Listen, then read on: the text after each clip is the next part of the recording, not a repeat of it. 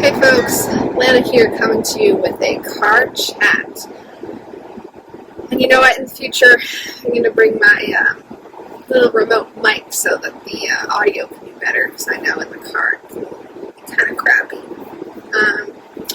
But yeah, so I want to discuss something. I'm going to start with the incident, and then the incident sounds serious. The event that happened today, and then my thoughts stemming from it. So, okay, I was at work at this sort of all-hands meeting, and I came to the lunch portion of the event, and I go up, and I'm vegan, for those of you who don't know already, and all that is there is literally just like spinach leaves and a vinaigrette sauce with some almond crumble on it. Like, it's not even like a salad, you know? For those of us who like salads, that is a sad excuse for a salad. Like, salads can be good, people. So yeah, they're literally all that I could eat. And it wasn't even like there was a lot of spinach left, okay? There was like a cup of spinach left. So, and in advance of this meeting, they had taken a survey to ask for dietary restrictions. And I had submitted that I was vegan.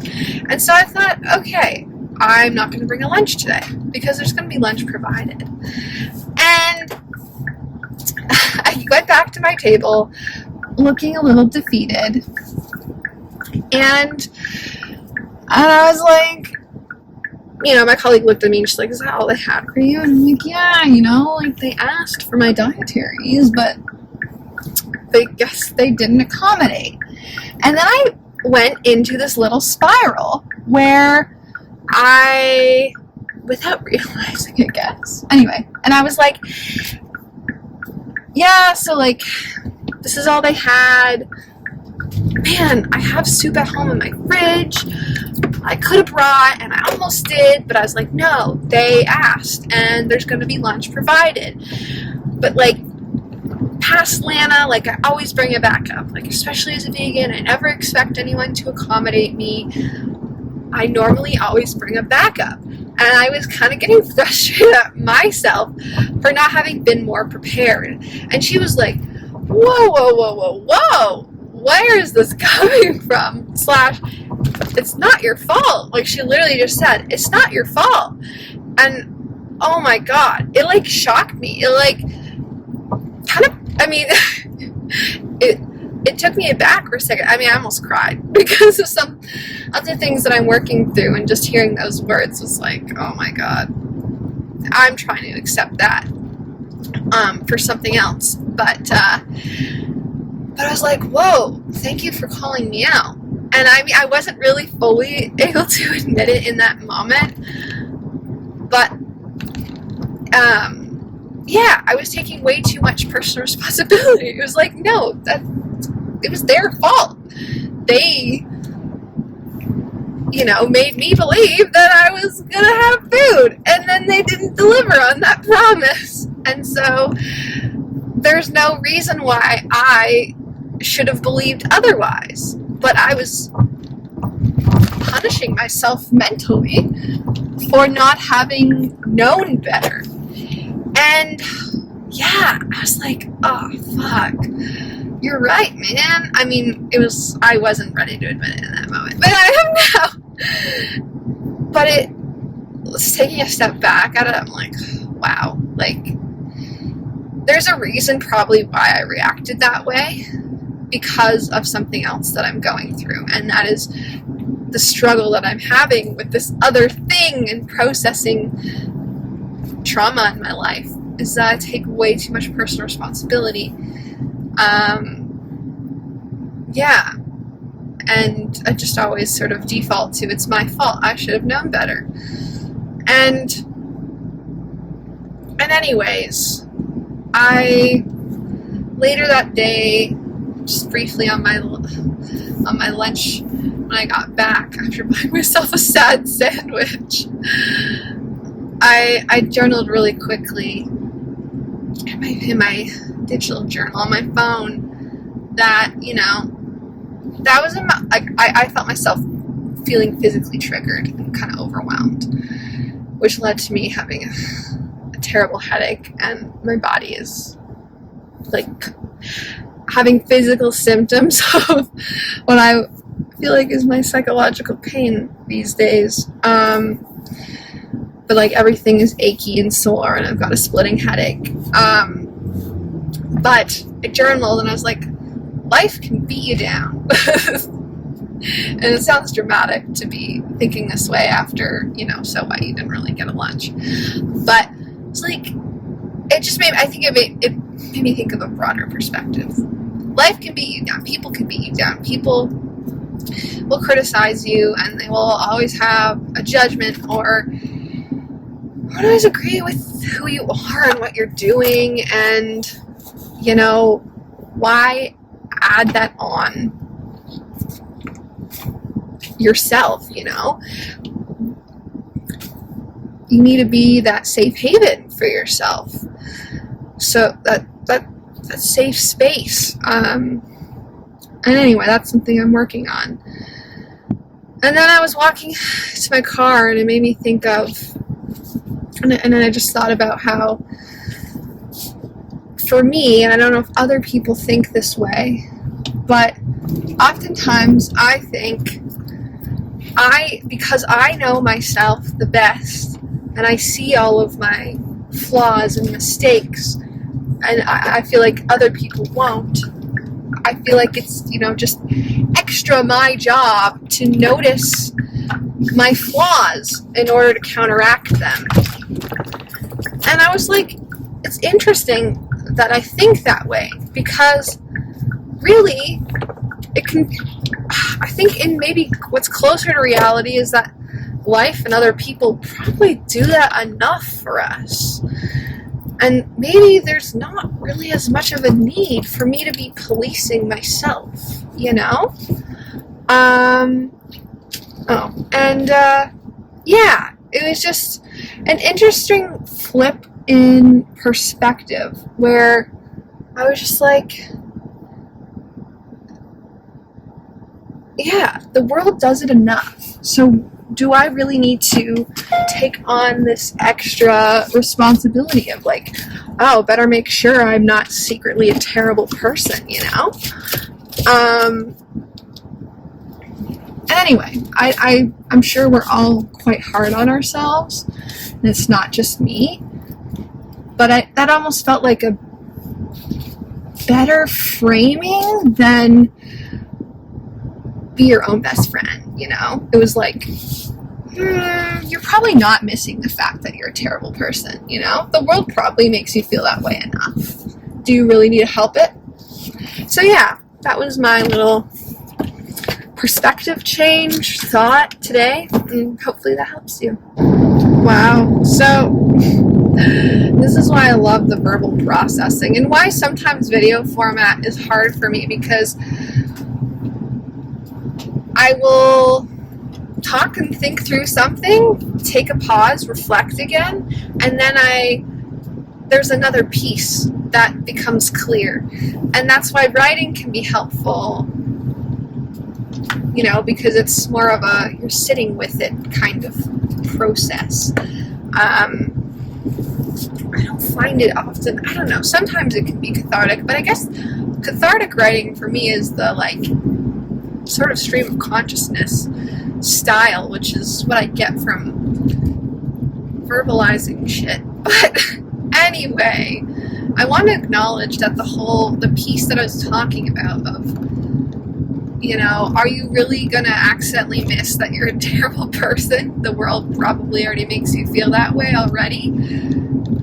Is hard for me, and I'm sure other people too, because I have such a thirst for knowledge. No, I think I've always been a more is more when it comes to information in general, whether it's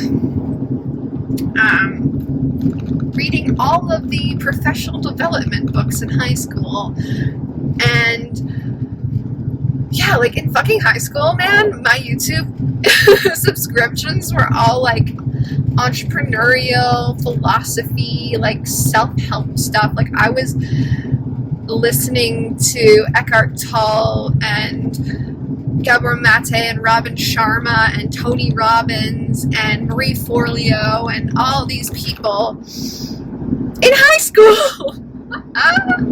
That's not to make myself sound like, oh my god, I was so smart and so on top of stuff, but I wanted all the answers, and I mean that is, I've got that impatient quality about me, but I wanted to, I'm a sponge, you know, I just want, I'm always gathering information, and so to feel like I'm potentially leaving information on the table, if I'm not hyper vigilant about criticizing and keeping myself in check, feels scary, feels like a release of control, and punch buggy,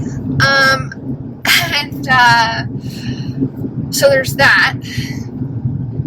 There was another piece I was going to say. There's that.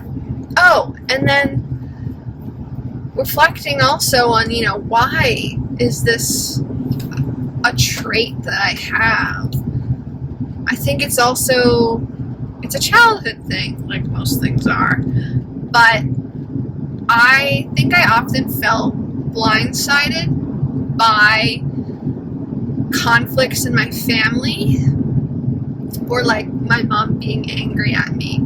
And the main example that's coming to mind now is there was this time my parents had gone away for, I don't think it was that long, maybe it was a week max, and I had intentionally made effort to clean the house in what I thought was a thorough manner before my parents came home. I'm the eldest daughter in my family, and I took on that personal responsibility, and I thought, you know, I've put in all this effort.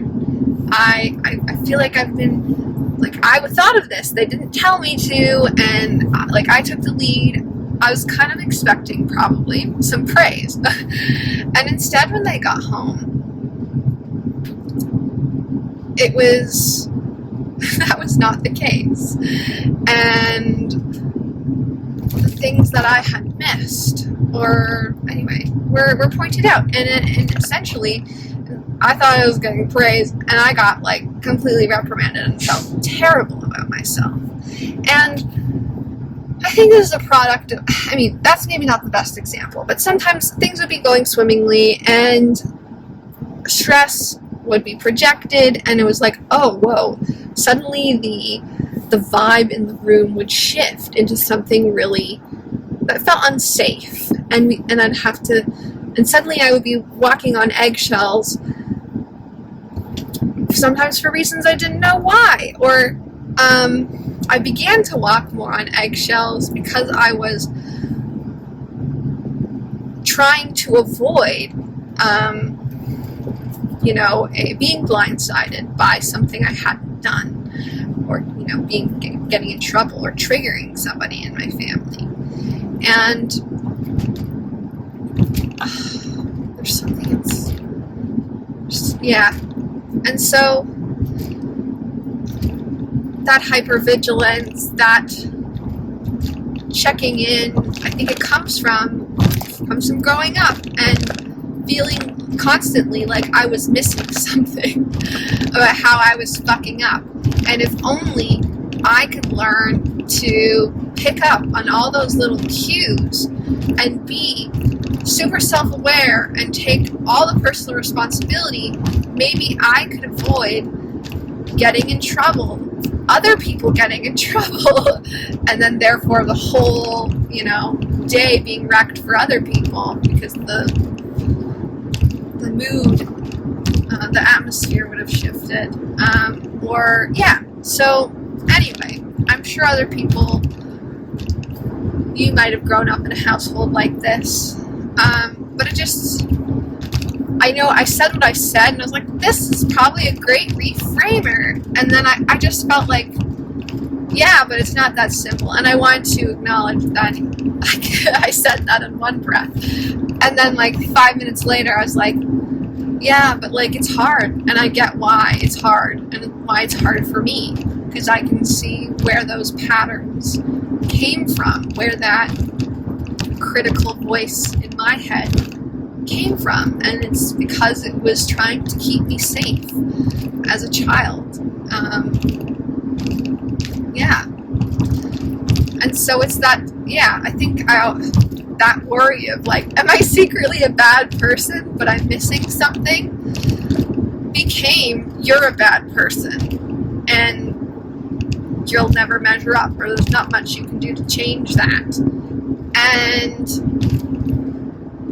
I think I'm slowly starting to accept and identify some of the events that might have led to that happening for me. But I know that the rewiring of my brain and some of these personal beliefs is going to be a long journey, probably a lifelong journey. And sometimes the whole phrase of be your own best friend feels overly simplistic. When you don't feel like there's space for people to care about you, for you to care about you, when it feels unsafe, when it feels risky even, to treat yourself gently. Like, oh, if I'm too soft with myself, where's that, rigidity and discipline and that part of me that keeps me in check, keeps me from harm, gonna fit in? What am I gonna miss? What vulnerability am I gonna open myself up to getting hurt, to being blindsided, to looking a fool? So anyway, it's not that simple. It's hard. It's a process, like most things. And I don't know. I'm working on it. If y'all have any thoughts, anything to add on to what I said, would love to hear below in the chat. But just, I wanted to add that moment of extra personal honesty with regards to my struggles, to what I just shared. So, there you go.